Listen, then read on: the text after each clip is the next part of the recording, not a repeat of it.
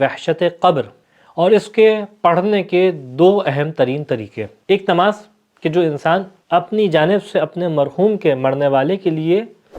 تحفے کے طور پہ بھیج سکتا ہے، کہ جس نماز کا اثر یہ ہوتا ہے کہ وہ مرنے والا جو ابھی اپنی قبر میں پہنچا ہوتا ہے اور انتہائی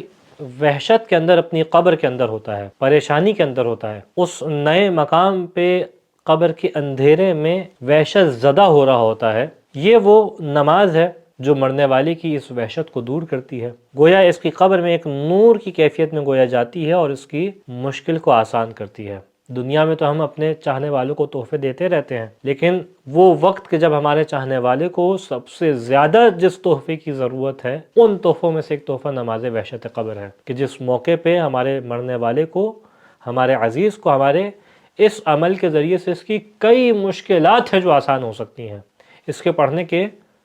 دو طریقے ہیں جو علماء نے نقل فرمائے۔ پہلا طریقہ یہ ہے کہ انسان 2 رکعت نماز پڑھے نماز فجر کی طرح، اور سورہ حمد کے بعد ایک مرتبہ آیت الکرسی کی تلاوت کرے پہلی رکعت میں۔ آیت الکرسی میں اس کی بعد کی جو 2 آیات ہیں وہ بھی اسی آیت الکرسی کے اندر داخل ہیں، اس کی تلاوت کرے۔ اس کے بعد جب دوسری رکعت میں جائے تو سورہ حمد کے بعد 10 مرتبہ سورہ انا انزلناہ کی تلاوت کرے، اور اس کے بعد جب نماز کا سلام پھیر دے تو اس انداز سے دعا کرے کہ اللہم صلی علی محمد وآل محمد وابعث ثوابہ الی قبر فلان، کہ اے پالنے والے محمد وآل محمد کے اوپر درود نازل فرما، اس نماز کا ثواب فلانے کی قبر تک پہنچا دے، فلانے کی جگہ آپ اس مرحوم کا نام لے لیں۔ یہ پہلا طریقہ ہے، اور یہ جو طریقہ ہے یہ اسی رات پڑھی جاتی ہے نماز کہ جس رات مرحوم کو دفنایا جائے، اس سے پہلے انسان نہیں پڑھ سکتا۔ یعنی ممکن ہے کہ کسی کا انتقال پہلے ہو، دفنایا 1-2 دن بعد جایا جائے، تو انتقال والی رات نہیں پڑھ سکتا، دفن والی رات پڑھنا لازم ہے۔ اس کے علاوہ پہ ایک دوسرا طریقہ ہے، اور دوسرا طریقہ یہ ہے کہ